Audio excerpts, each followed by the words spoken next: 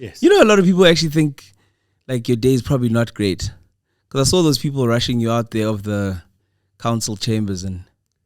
I've experienced far worse in politics. I've gone through council meetings where colleagues of mine have had the shirts ripped off their backs.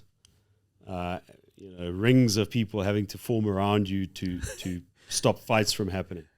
So that's mild. And I think people see that and they slightly disappointed perhaps in the quality of public representation or folks who work in political support offices. But it doesn't reflect the attitude of the majority of people in public service. That's super interesting. Guys, welcome to So Here's Something Interesting this week. I've got a very interesting guest following on from the Herman Mashaba conversation. We are now on the other side of that Herman Mashaba conversation. We're on the other side of that motion of no confidence. And I think it was important for us to get the full story about what happened, what is happening, and where to next for the city of Tshwane, because that's what's really important here. So welcome, Cilliers Brink. You've got quite an interesting name. Funny enough, I've been listening to Des Latham's History of South Africa, and Cilliers is a very powerful name within the Afrikaner community. I don't know about that. Really?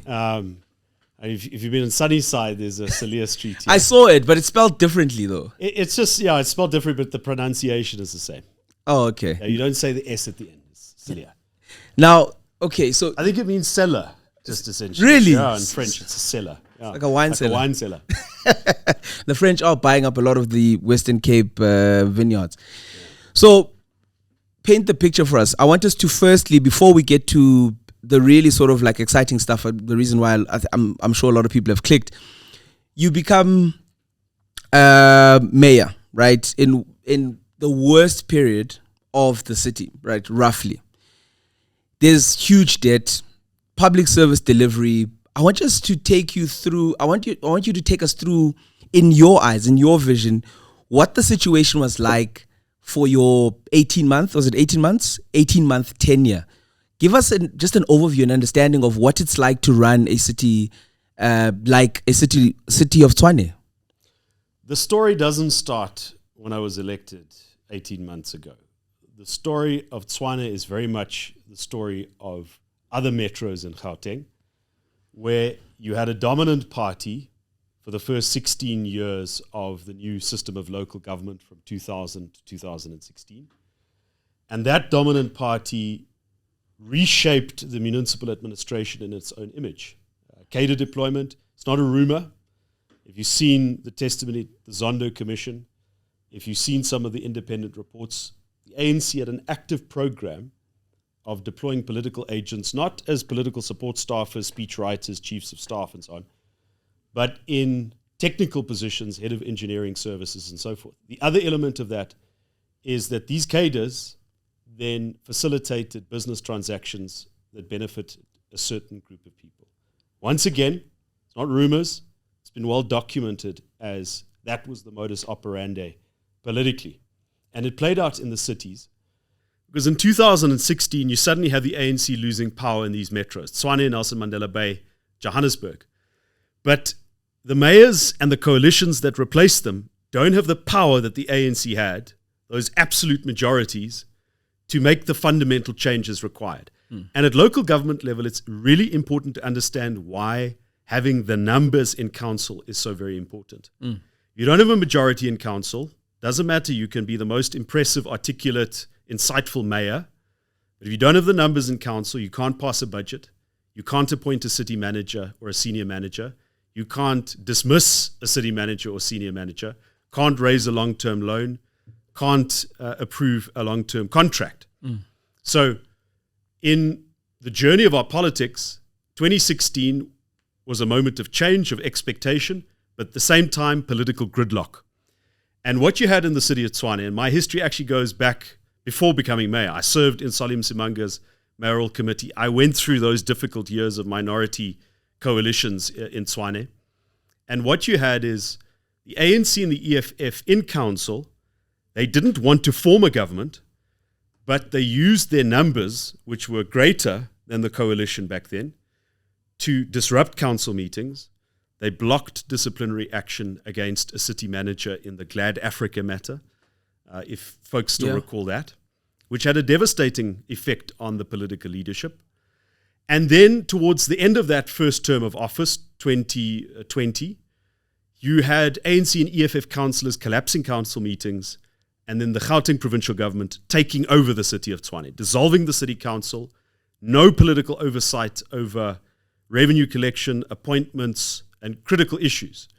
Before that period of time, City of Tshwane had a budget surplus of more than 200 million. After the Constitutional Court kicked out these ANC provincial administrators towards the end of 2020, in that subsequent financial year, the city registers a more than 4 billion budget deficit. Now, let's be clear.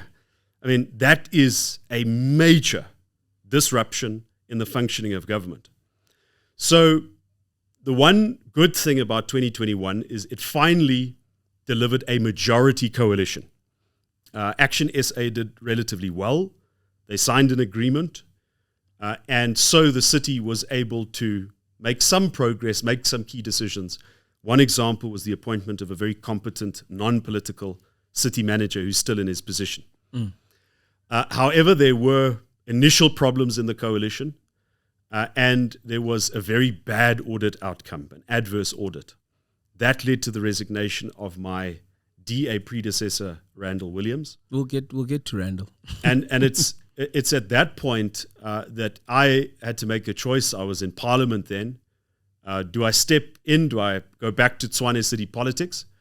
And to me, it was really important to try and to keep that original promise, that promise of 2016, of actually changing things and winning back the trust of people, despite the political instability. And it's one that I took up gladly. Okay, so before we move a little bit forward, I think one of the conversations I want to have, which has been prevailing quite a bit, is how different is CADRE deployment in the way that the DA characterizes the ANC to be doing to how DA deploys people into government positions.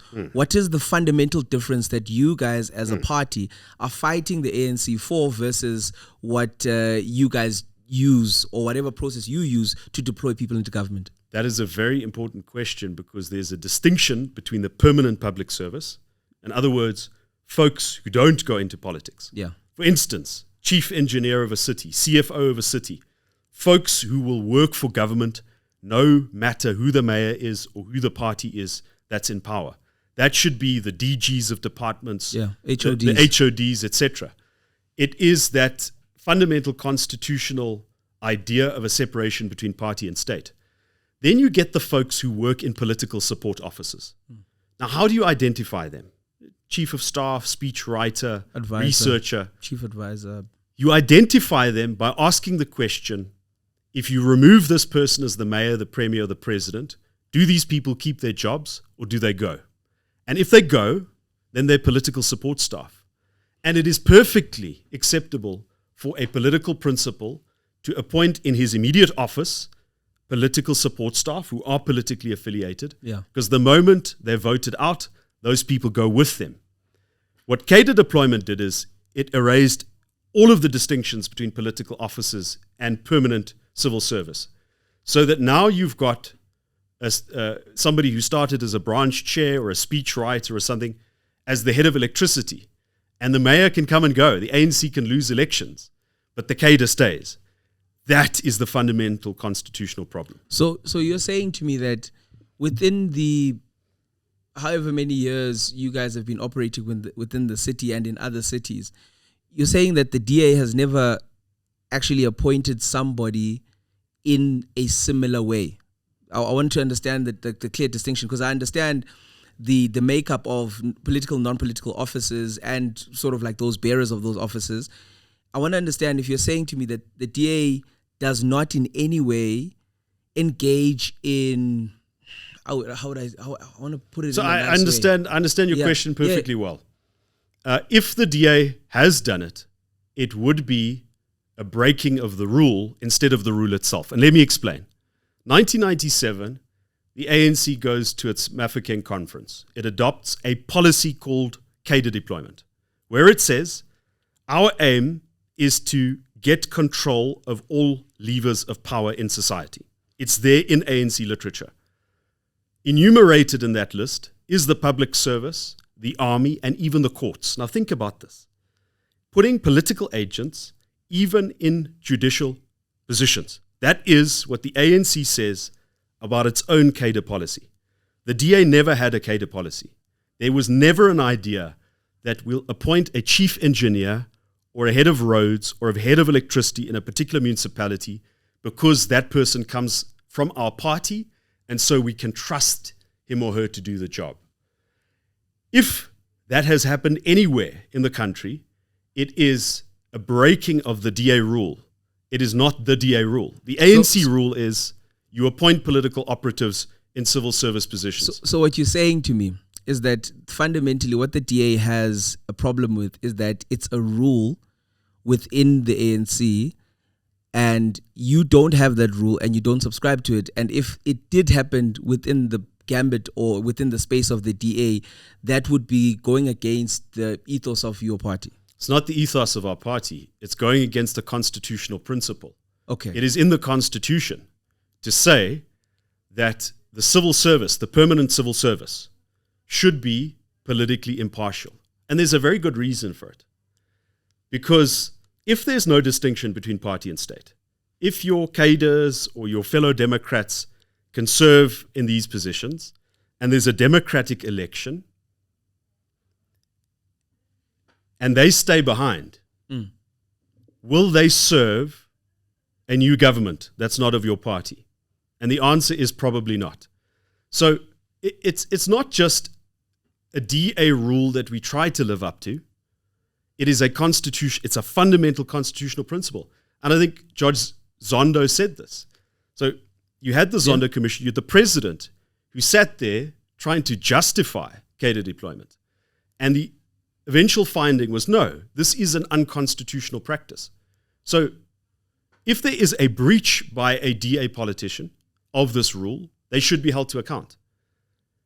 But it's fundamentally different than saying our rule is to put our party agents into permanent civil service positions. I understand the position now.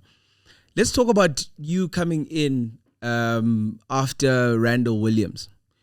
Give us an understanding of why you went from being an MP and you were brought back in to come in as mayor or as a candidate for mayor at that stage.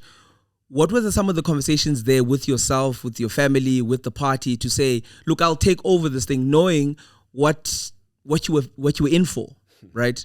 Like, take us through those decisions. Sure. So let's start politically.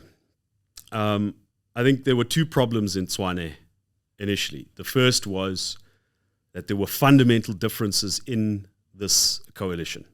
There were fights about what to do with the power stations. There was a very controversial unsolicited investment proposal from a company called Kratos to deal with the power stations, which caused major dissension inside the coalition. And then what followed that very shortly was the shock of an adverse audit. And if you actually read that audit of 2022, it is, for the first time, goes into real depth about issues that have been problems in the city of Tshwane for a decade or longer, and suddenly you had the plaster ripped off. Right? It's not as if it was just saying, well, we made this finding last year and it still hasn't been fixed. Was it a city sanctioned report, or was it it's the AG, the Auditor General, the AG's report? A constitutional institution that does this with municipalities every year, and that was quite a shock for the Democratic Alliance. And obviously our reputation is built on clean governance. Yeah. The argument of you can't eat a clean audit, I mean, that stuff doesn't fly with us. To us, audit results are a reflection of how serious you are about serving the people. And so that caused a shock, and I think there was a measure of self-correction. I cannot speak on behalf of the party about the conversation that happened with Randall Williams, but there was a resignation. And the party opened the process. And in fact, all of the candidates that put their hands up, Katlego Matebe, Jackie Ace, Kingsley Wakeland, all of those folks I ended up taking up in my team as mayoral committee because they're really competent people. So there was a competitive process, but it was a difficult decision because here you're in Parliament. There is relative, let's call it job security. Politicians also have to think about these things, especially if you're not running tenders and water tankers and so on. You've got to think about we'll get to the tankers. Providing for your family and trading that up to take up the position. That was a calculated risk. But it's also, if you're ambitious in politics, you want to be in government, you want to make a difference. You want to be at that point where you can exercise power for the good. And personally, because I had been part of Salim Simanga's team in 2016, and we worked really, really hard under difficult conditions to change the city, and ultimately we were disappointed. I felt that there was something that we needed to finish, a promise that we needed to try and keep, and that is what motivated me to stand for the position. So let's talk about some of those promises, but let's also talk about what you feel you've done over the past 18 months, because I think maybe at times, and we'll get to sort of like the finances and stuff, but I think at times the conversation around Tshwane is really dire, one. This has happened through a phase of, and many would state that the ANC's been out of power. They've been able to affect certain things, but they've been out of power since 2016. So I think in your 18 months, not speaking for anybody else's, in your 18 months, what do you feel you've gotten right? Because I think maybe there isn't really been a conversation about what you feel you've gotten right. So let's have that. What do you think you got right in your 18 months as mayor of the city of Tshwane? Just a quick retort there. In 8 years of DA government, the ANC at critical times disrupted government. ANC provincial government took over Tshwane. It had devastating financial consequences, which they then subsequently blamed on us. Part of that adverse audit was unpaid VAT penalties and interest on an ANC-era smart prepaid contract. So it's a little bit more complicated. You have to understand the context. But as to your question, number one, we were able to recruit a top-class, non-political senior management. Now remember that distinction I made between political support staff and permanent civil servants. In the one instance, you ask for a membership card or you see, how much does your values accord with my party? In the other instance, you are looking for independent professionals who are tough enough to rise above party politics, but also professional enough to serve any government.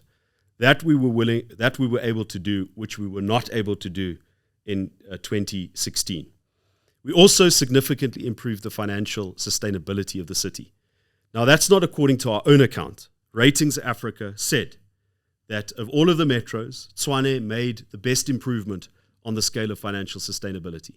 Admittedly, from the doldrums that the city was in, especially after that period of administration, but still there was progress. In the past 2 months, the city collected on the same billings R1 billion more than the corresponding period last year. So all of the initiatives we put in place, rebuilding each aspect of the revenue value chain, from tariffing to billing to metering and debt control and credit collection, made a difference. Tshwane Yatima made a difference, getting competent people in. So why is this important? Why is financial recovery important? Because if you don't do well financially, if you don't improve your financial position, you won't be able to borrow money and save money in order to build infrastructure. And if you want to improve service delivery, the name of the game is building, replenishing infrastructure. I can mention other things, less technical and cerebral than fixing the finances. And this is perhaps the most meaningful. We were able to take hands with national government and devise a credible solution to the decades-long problem of Hammanskraal water. That Rooiwal wastewater treatment plant has been biologically and hydraulically overloaded for years. Many, many mistakes were made, and the longer it took to address the problem, the more expensive it became. So a few months after I was elected as mayor, I had occasion to meet the former Minister of Water and Sanitation at a sanitation conference in Cape Town. And I said to the folks there, please get me FaceTime with the minister. And it was a very short meeting. I said to him, everyone has made mistakes around Rooiwal. It is time that national government and the city of Tshwane take hands and solve this issue, because the people don't make any distinction between, is it national, is it provincial, is it the city? Yeah. They just blame government and they lose faith in the system.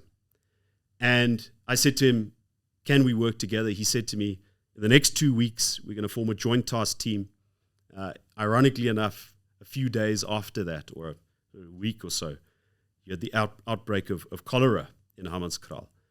But that led to this initiative of Magalies Water building a package plant on the Pienaars River. Mm-hmm. Remember, Rooiwal is on the Arpies River. That's the polluted river.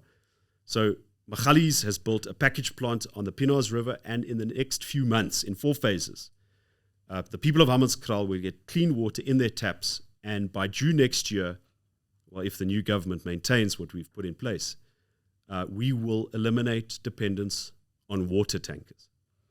So those are 2 significant things. We did others as well. Initiated the first steps on energy independence to try and get the power stations in the hands of IPPs, because even though we might not have load shedding now, if the economy grows, we're going to need more energy availability to feed that growth.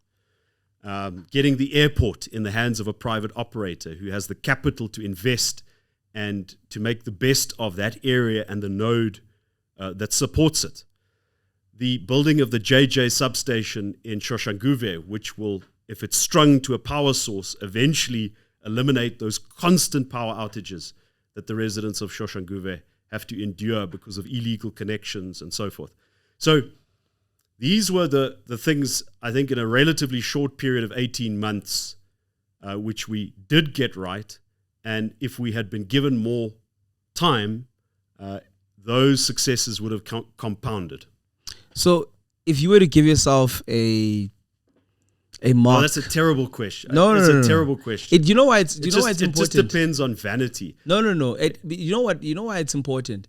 I think it's important because you likely went in with an understanding of what you thought you could affect, and then you realized what this monster was. So to self-assess is not necessarily a vanity project. If you believe you've done really well, you should reflect that.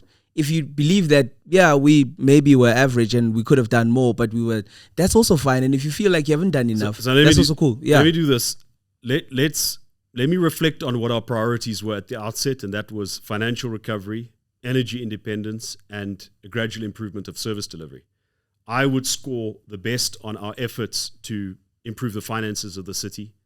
I think, that did improve our cash flow. If you look at the unaudited financial statements which National Treasury published for 2024. Oh, okay. We're quite confident that we're going to get an unqualified audit based on those. Of course, somebody else will be there to take credit for it, even though it's historically our efforts. Cash flow is up.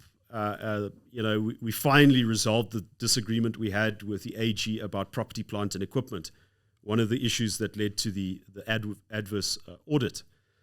Energy independence, we achieved much more than any previous administration. Unfortunately, succeeding in those first 2 objectives has the lag effect of improving service delivery.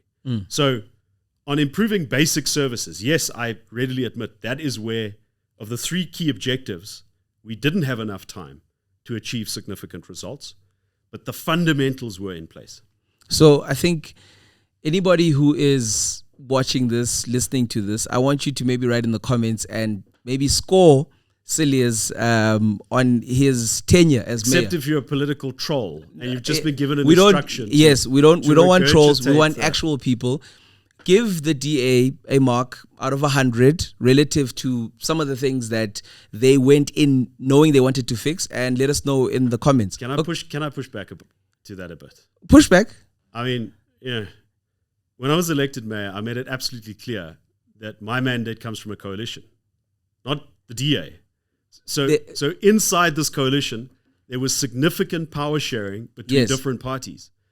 And I never spoke of a DA-led government. I never did it. So it's fine. The biggest party will always take the biggest flack. But we manage the city through a mayoral committee system where the difficult decisions, including, for example, foregoing salary increases that led to the unprotected strike, those things weren't taken by one person who was a DA councillor. Those things were made by consensus at mayoral committee level. And so it's quite important not just to say, rate the DA.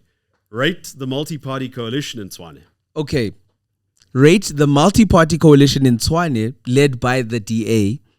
Out of 100, if you're a Tshwane resident, specifically yourself, you might be old enough to understand what was before, what was during, and you're hopeful about what will come next. So give us your understanding of the situation. Here we let people speak, and it's very important and vital that in a very hyper-fueled political environment, you just let people speak. So that's what we're doing here today. I want to kind of have an understanding around February 2023. The city of Tshwane's debtors book is lying at a roughly 20 billion rand. Residential customer debt is sitting at 52%. It's around 13 billion. And outstanding debt for businesses at 25.6%, 5 billion. And the government itself, the organs of state that operate around here, they owe around 900 million. That's last year Feb. That's what it's looking like. So you're saying relative to the audit that's going to come out now, the audit, you guys are sitting in a much more favorable position. What does that position actually look like tangibly from a numbers perspective? So an improved current ratio, which is very, very important if you're looking at the cash flow, the ability to pay expenses as they become due. Higher collection rate, which is very, very important. And the debtors book is a sign that you're not collecting as you should. So your debtors book will continue to grow because there's interest on that outstanding portion. Yeah. So first you have to stop the debtors book from growing, and then you gradually reduce it. And that is the point at which we were at. At no stage do I say it was mission accomplished. After 18 months, the only thing that I can say is we made significant progress. And the surplus, again, it's not a cash surplus, it's an accounting surplus. Accounting surplus, yeah. On the financial statements was significantly higher than the previous year. Now, the ultimate test for the city of Tshwane's finances is the Eskom bill. That is also, like your debtors book, it gathers interest. Why are people not paying? Well, let me get to that as a separate point. I think it justifies an answer in and of itself. But in the winter months, when your Eskom bill for municipalities is double the normal bill, we paid the current on that Eskom bill for the winter months, June, July, August. We paid that in full. Now, that doesn't deal with all of the arrears, but we have a payment plan, and I believe in the court process, the mediation that's currently taking place, having shown resilience through that stress test of the winter months, we could have reached a payment settlement with Eskom, like they recently did with Mfuleni. So on the objective indicators, improving revenue collection, reducing distribution losses, showing that we can pay Eskom on current, there was signs of significant improvement. Now, your second question is why people aren't paying. And that's the difference. So we pay Eskom for bulk, and then we charge our own consumers for what they use. And the difference between the two is what you call distribution losses. Yeah. In the first instance, obviously you sit with aged infrastructure. And aged infrastructure, it's like something that leaks. The same principle applies to water. But far more concerning is the number of consumers that simply don't pay for electricity or that connect illegally. And in many areas of the city, it's not unique to Tshwane, it's so fortified that if you send credit control agents there, there's violent resistance. So cities are under tremendous pressure, and we have been in the past 10 years. This is a bit of the conversation that we had before we started rolling, where the economy is not growing, and certainly economic growth is not keeping pace with population growth. And it's not population growth from fertility, it's population growth from migration. people moving from the rural hinterland of Tshwane, including beyond our borders, coming to look for a better life. And that's a natural process. You can't stop urbanization. The problem is if the economy is not growing to meet the demands of people, you sit with a lot of backroom dwellers, backyard dwellers, informal settlements, and the rates base, the folks that pay property rates and for service charges, they shrink, whereas the demand for free basic services balloons. And that is not unique to Tshwane. That is all of the metros probably outside of Cape Town. And the only way you solve that problem is to marshal the resources that you do have as effectively as you can. And it starts with appointing competent people in the right positions and then fixing each aspect of your revenue value chain as much as possible. So I drove into Sunnyside when I was coming here. I happen to be a little bit on the older side. I'm 37, right? Politically, that's quite old or young, depending. Same age as me. Yeah. You're like, I think you're 12th June. Yes. I'm 5th May. So you're my senior by like a couple of days. Right. So I drive into Sunnyside, and I think we had this conversation just off screen. I used to come to Pretoria quite a lot. I mean, I went to UJ, but I was always here. Tux was like a pseudo institution for me because at the time I think I was joining here. So I used to be here most weeks, most weekends, etc. When the square still existed. Yes, when Hatfield Square still existed and Cheeky Monkey and those places. I feel like Sunnyside has deteriorated. I feel that there has been a problem that has not been fixed from a long time ago when it comes to Sunnyside. I want you to kind of paint a picture for people around how your administration saw Sunnyside as an area, because Sunnyside presents one of the best opportunities for people to get lower cost housing for people that have just started working, etc. And historically, it was that kind of area, right? I want you to give us an understanding about the issues that you and your administration faced with Sunnyside specifically, because there's a lot of conversation around Sunnyside when you are in the social spaces, right? And what you guys saw as problems, how you started to kind of categorize those problems, and what you got right in terms of how to fix those issues. Well, I mean, Sunnyside is quite important. I used to live in Sunnyside. I remember there wasn't a BRT bus lane. Yeah. When I walked down Jorrison Street, I lived in Jorrison Street. Now there is. That's a positive improvement. But, city spaces don't stand still in time.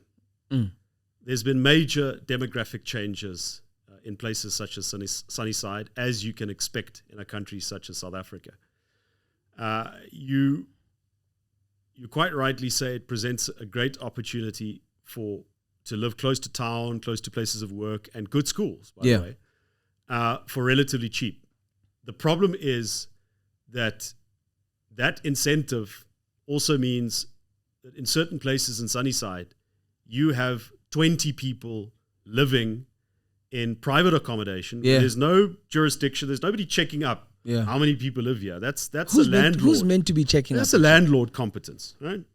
So the property owner must check up. And I suppose beyond a certain level of decay, it does become a municipal issue if it becomes like a fire trap, if the building must be condemned. But anyway, you get all of these folks moving into small spaces, many of it migrant labor. There's a bit of a job for a certain period of time in town, and then we move back to a less densified area.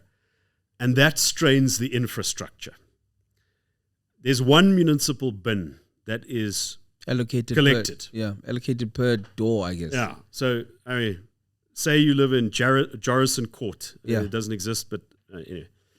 And 15 years ago, you had a granny living there, or single young couple, maybe civil servants. Yeah, because there's many civil servants that stay in Arcadia, for example. Yeah, which has not seen the kind of decay necessary that Sunnyside has. So a bin that is charged, say 350 rand a month, And now suddenly you've got 5 people, 10 people, 25 people. On that one bin. On that one bin. And what it means is that the waste has to go somewhere. Usually it means it goes into parks, it goes into stormwater canals. Now remember, the model is you pay for the bin and that funds the value chain to take the bin to the landfill. Of the refuse, etc. Yeah, the trucks, the landfill, the security around the landfill. Now the moment that bin, let's call it, overflows, then it becomes a public cleansing cost issue, yeah. And that you can't cost. You can't hold an individual house. It becomes a communal issue. It becomes impersonal, and it becomes the municipality is not cleaning the streets. But the expense of doing this kind of public cleaning becomes exorbitant. Add to that, okay, this is less of a problem in Sunnyside than in town. For instance, informal traders who make a subsistence living and then dump organic waste without there being a formal relationship. So all of this piles up and piles up. And if you're in Cape Town, where there's been, 20 unbroken years of good government compounded, you have the 350 million rand a year that they spend on public cleaning. In Tshwane, with the constrained finances, we simply don't. So I am not saying let's absolve the metros from the problem of social decay. Certainly we can't. I think we were working on a bad buildings bylaw where you can condemn a building and put pressure on the landlord to take action, to take responsibility. Is it fixed now? Is that in place?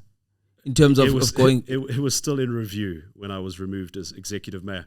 And the deputy mayor was part of government for 9 months, knows exactly where to take these things. And I hope she will. I hope she'll continue.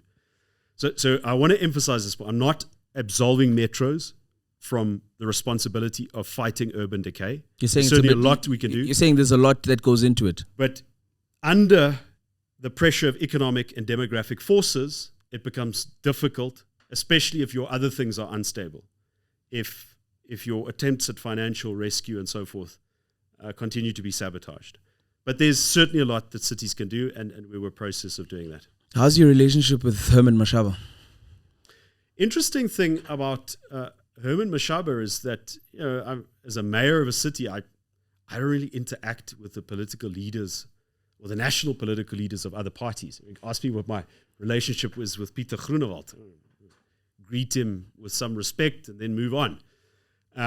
The person that Herman Mashaba delegated to do most of the coalition management in Tshwane and everywhere else for that matter was Michael Beaumont. And even when there were these coalition trips overseas and so on, it's not Herman that went, he sent Beaumont.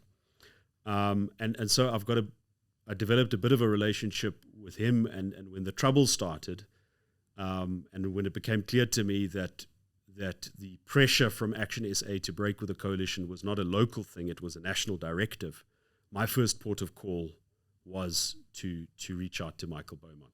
So no, I've got no history with Herman Mashaba. I think when he was still in the DA, I was, as an activist wearing a shirt and so on, I greeted him once, but certainly no personal animosity or history. So the reason why I bring up Herman Mashaba is that I had a conversation with him a couple of days ago, just before the motion of no confidence against yourself.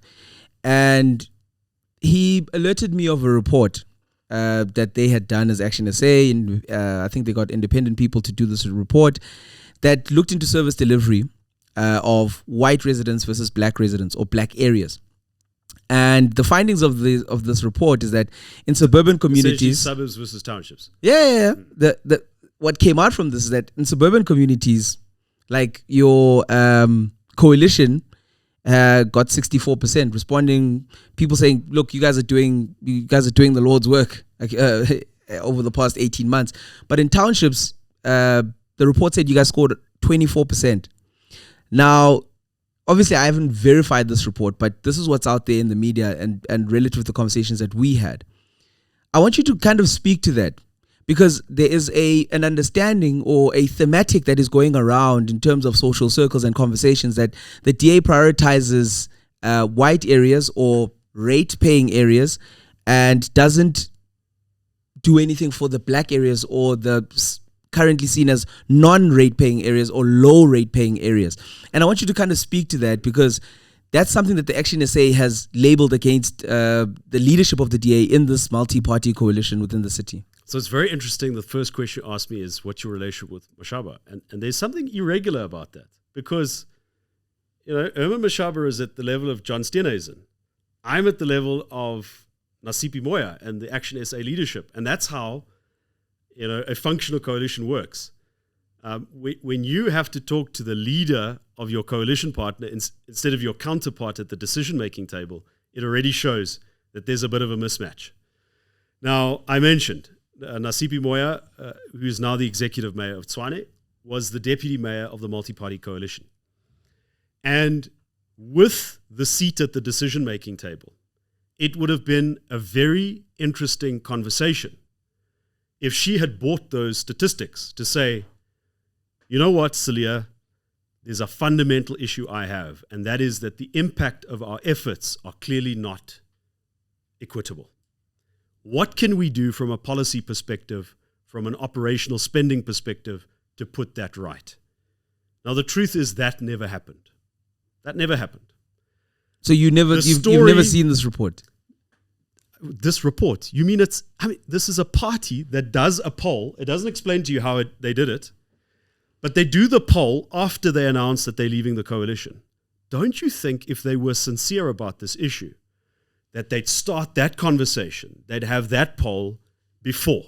This is ex post facto, after the fact, lies. It is lies. It is dishonest conduct. Now, I haven't seen the poll. Action SA certainly hasn't shown you the methodology of how they use the poll, but we can understand that there is a history in this country. You ask residents of Joburg, Ekurhuleni, Cape Town, the answers as to general life satisfaction and service delivery will probably run along socioeconomic lines. And it's the responsibility of a government to concentrate resources in underdeveloped areas in order to address that development backlog. Mm-hmm. Now let's look at the city of Tshwane. If you want to know where the heart of a government is, look where it spends its money. By far, the biggest portion of Tshwane's capital budget is spent in townships, because that is where the development backlog is. Look at our biggest capital project. It's the upgrade of the Rooiwal wastewater treatment plant.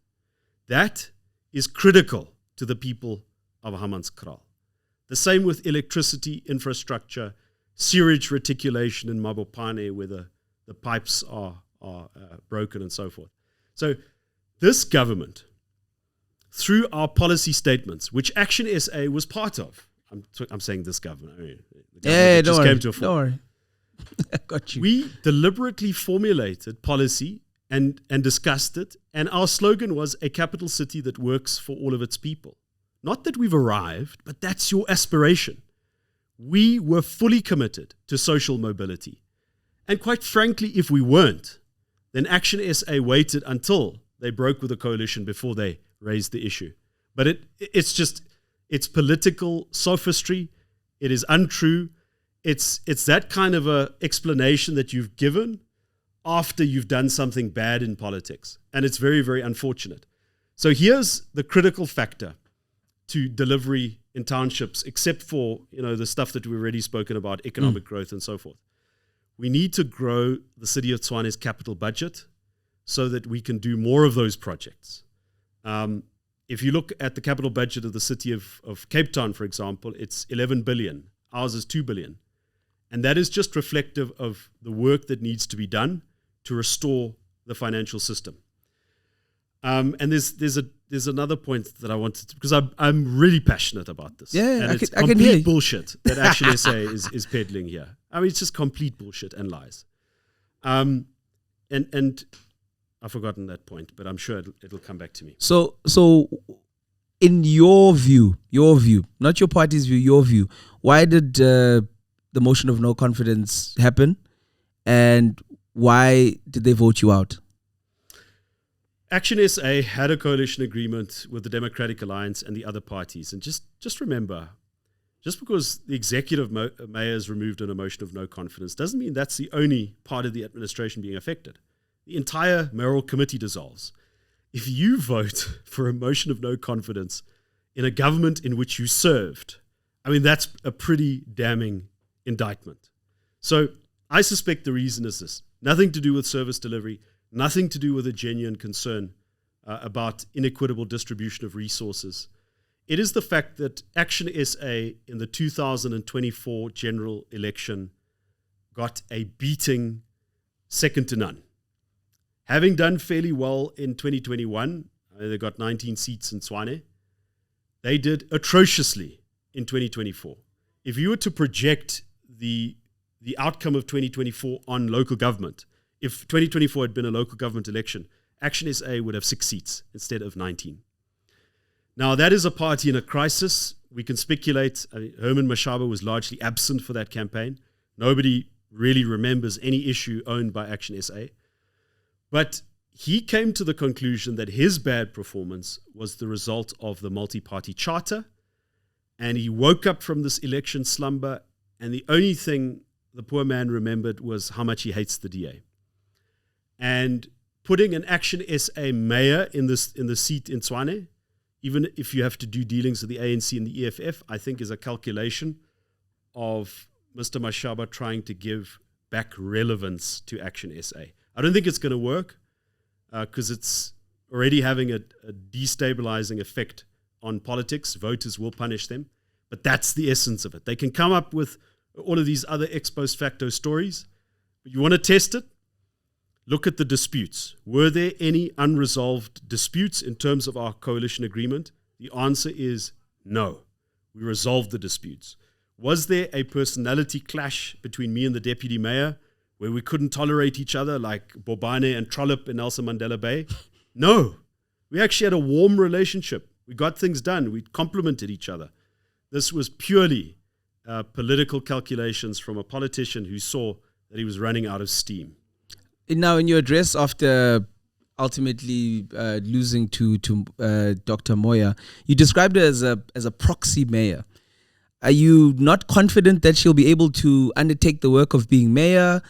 And do you think going forward, what are your feelings going forward for the city of Tshwane? I think now that we've gone through the motion of no confidence, we sit with a new mayor and we're moving forward with that. We've heard some of the outlines that she's put, and she's basically said she wants to prioritize townships more, etc., rather than the previous administration, your administration. What is your feeling going forward with the new mayor? Our administration that the deputy mayor was part of. I say yours, because that's how she's characterized it. Yeah. So what's your feeling going forward and your relationship with her now? So let me just explain Proxy Mayor. Proxy Mayor, not a commentary on Nasipi Moya's skills and expertise. As I said, I had a productive and even a warm collegial relationship when she was deputy mayor of the government that her party eventually brought down. It is a comment on the power dynamics. It is exceptionally awkward for a mayor to be the junior partner in their own government. If you look at the ANC's 75 seats in Tshwane, the EFF's 23 seats, and Action SA's 19 seats, Action SA is the smallest party there. The real power will be exercised in the dynamic between the ANC and the EFF. And the proxy mayor system is the same thing that you saw in Joburg with Gwamanda and I can't recall his predecessor, and in Ekurhuleni with the guy from the AIC. The ANC and the EFF, because their parties discouraged them from working together, at least the ANC's national leadership has said that there shouldn't be cooperation with the EFF, Makura's coalition committee. To hide that, they find the mayor from a smaller party, put them in office, but it doesn't mean that mayor is in power. The real power will be exercised between the ANC and the EFF. And even if I were in that position, I would find it exceptionally difficult to maintain the integrity of government, especially given the record of the EFF and the metros, and to actually have a coherent program of action. Looking forward to Tshwane, I hope that the former deputy mayor, as executive mayor, continues with a program of action that we put together. Very detailed policy documents, mayoral charters on financial rescue, energy independence, and improving basic services, absolutely based on improving social mobility and erasing, little by little, the legacy of apartheid spatial planning. That was the policy of the multi-party coalition government. I hope she continues with it, but given the power dynamics and given what we've seen from the ANC in Gauteng and from the EFF, I am concerned that many of these initiatives will be sabotaged and reversed. Initiatives on getting the power stations in the hands of private operators, initiatives on restoring the integrity of the administration, continuing with the disciplinary action we undertook against the Rooiwal 5, against the consortium with links to Edwin Sodi. I don't think that a junior partner in that government will be strong enough, regardless of skills and expertise, to resist the forces that are represented by the bigger parties. Let's look a little bit forward now. What's next for you? Are you going back to Parliament? Are you staying within the city? What's next for you? So it's very important not to make immediate decisions right after something like this. I mean, folks can dislike us, they can dislike my party or me or my colleagues or whatever. But the fact of the matter is we worked hard. We worked our backsides off at this. We were emotionally, intellectually, physically invested in the project of building a capital city that works for all of its people. And we weren't having a plan B of what happened. So I'm going to take some time to think about the future. The one thing I can tell you, I'm not going back to Parliament. I'm not resigning as a city councillor in Tshwane. I think my team and the efforts that we built or put into building that team now requires leadership, even if it's in opposition. And our political project is in 2026 to do as well as we possibly can to move away from this fragmentation of parties. I think Action SA will be wiped out in 2026. Whoa. Well, I mean, look at the research of the Social Research Foundation. They're polling at 0.5% nationally. That's less than half of the support that they got in the election. And I mean, you can quibble with the Social Research Foundation, but they are the folks that predicted the election outcome within, 0 point something. So, no, I think Action SA is gone. I don't think this effort to revive their relevance will work. But what is now important is that we consolidate our politics, we stop the fragmentation of the small kingmaker parties, and the political parties that have serious policies, that have serious internal structures and democracy must say, do we really want this kind of chaos for the metros? Reflecting on my party's role in the government of national unity, I'd say we mustn't underestimate the role of metros, functional, stable, effective metros in driving economic growth, because that's the number one objective of the GNU. If the GNU can't get the economy growing, it won't be able to lift people out of poverty, and it will essentially fail. It won't matter. And in 2026, I hope there is a greater maturity and consolidation of support, and I certainly won't abandon the people of Tshwane. So you're going back to the office even on Monday? Well, the office is now working from home or working from the DA's office. But I, I'm the kind of guy that I don't enjoy holidays. I like working. What? So, yeah, I mean, I'm a bit of one of those. One of those. Which rugby team do you support? The Bulls. The Bulls. You had to say that, actually. Okay, well, and soccer team? Well, Sundowns, of course. Of course. Yeah. Yes, he's a man who's principled in the ways of Pretoria. The home of both of those teams is just up the road at Loftus. That's interesting. And lastly, what do you want people from South Africans to take away from all of this? What's happened? What do you want them to take away from everything? So I know the people have seen the chaos, the insults, the violence, the nasty scenes, which, by the way, is not the worst that I've experienced from those council meetings. The betrayal, the skullduggery, the bullshit peddled by politicians as to why they made a particular move. And I think the risk is that folks will lose faith in the democratic system. That's the biggest risk. We see the number of young people that simply don't even bother to go and vote. And if that trend continues, democracy will lose its legitimacy. And we don't even understand the implications of that. So for those who have been disappointed by what has happened in Tshwane and other metros, because we're not unique, don't lose faith in the system.